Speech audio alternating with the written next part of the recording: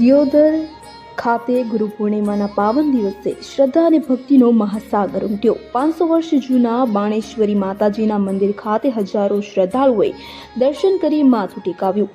જુઓ અમારી ખાસ જીપ્સી રિપોર્ટ।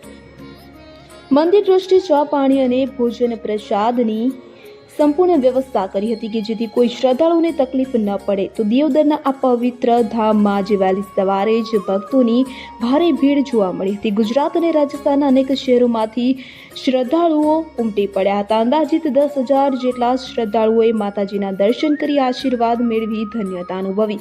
600 થી 650 વર્ષ જૂનો છે અને મંદિર બાંધ્યાને લગભગ 25 વર્ષ થયા।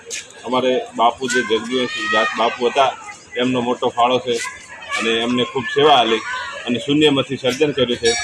અને અત્યારે અમારો નોગો પરિવાર છે, બીજો અમારો રબારી સમાજ નાથ વિહોતર અઢારે આલમ દર્શન માટે આવે છે, પ્રસાદ લે છે। કચ્છમાંથી આવે, કાઠિયાવાડથી આવે, રાજસ્થાનથી આવે છે, સુરત, અમદાવાદ, સાબરકાંઠા, ઓલ ગુજરાતમાંથી બધા રબારી સમાજ આવે છે અને દર્શનનો લાભ લે છે અને મંદિરનું બધું સારું ચાલે છે।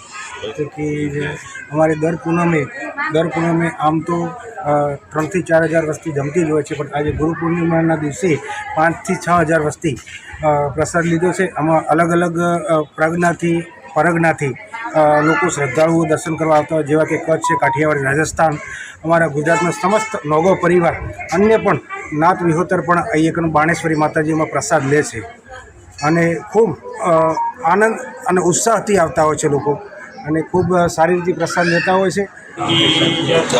बोलो गुरु महाराज जगजीवनदास बापू की जय। बोलो गुगा महाराज की, बोलो सनातन धर्म की जय। આજે માં બોણેશ્વરીના સાનિધ્યમાં ગુરુ પૂર્ણિમા મહોત્સવ હોવાથી આજે આવેલા તમામ વિહોતરનાથ અને રબારી સમાજ અને જેની આજે જે કુલદેવી છે નોગો લુણી લલતુકા દાહોદ બાળેશ કાસેલા, આજે લોકોનો એવો ભાવ હતો કે આજે કચ્છ, કાઠિયાવાડ, રાજસ્થાન જ્યાં સુરતથી કરે, અમદાવાદથી કરે, ટોટલ તમામ વસ્તી આજે ગુરુ પૂર્ણિમા મહોત્સવ હોવાથી બધાનો ભાવ મા બોણેશ્વરી સાનિધ્યમાં બધે વસ્તી આજે આવી। આજે 4 થી 5 હજાર વસ્તી, 5 થી 6 હજાર વસ્તી આજે બોણેશ્વરી મામાં બધાએ શ્રદ્ધાળુ અલગ અલગથી બધાએ આવ્યા અને મા બોણેશ્વરીના સાનિધ્યમાં આડે દિવસે પણ 1000 થી 1500 2000 વસ્તી જેમે પણ રોજે રોજ 24 કલાક બોણેશ્વરી ધામમાં અન્નક્ષેત્ર ચાલુ રહે અને પૂનમને દિવસે આજે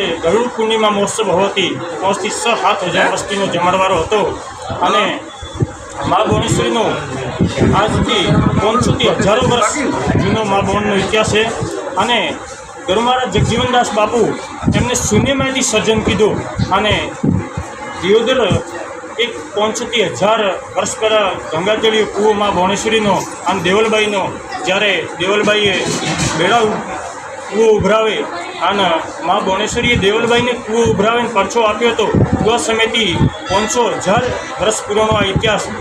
પછી જગજીવનદાસ બાપુ, અમારા ગુરુદેવ જગજીવનદાસ બાપુ, બ્રહ્મલીન મહેંત શ્રી જગજીવનદાસ બાપુએ એમને શૂન્યમાંથી સર્જન કીધું અને ખૂબ અને આજે મારા સાનિધ્યમ જે શ્રદ્ધાળુ કચ્છ, કાઠિયાવાડ ટોટલ જગ્યાથી તમામ આવે એમને મા બોણેશ્વરી બધાની ઈચ્છા પૂરી કરે અને ખૂબ બધાને પ્રગતિ કરે એવા બોણમાના આશીર્વાદ અને ગુરુ મહારાજ જગજીવનદાસ બધાની જે આવ્યાની મનોકામના પૂરી કરે। ખૂબ સુખી રહો અને ખૂબ લહેર કરો એવા મા બોણેશ્વરી અને ગુરુ મહારાજ જગજીવનદાસ બાપુના આશીર્વાદ। બોલો બોણેશ્વરી માતા કી જય।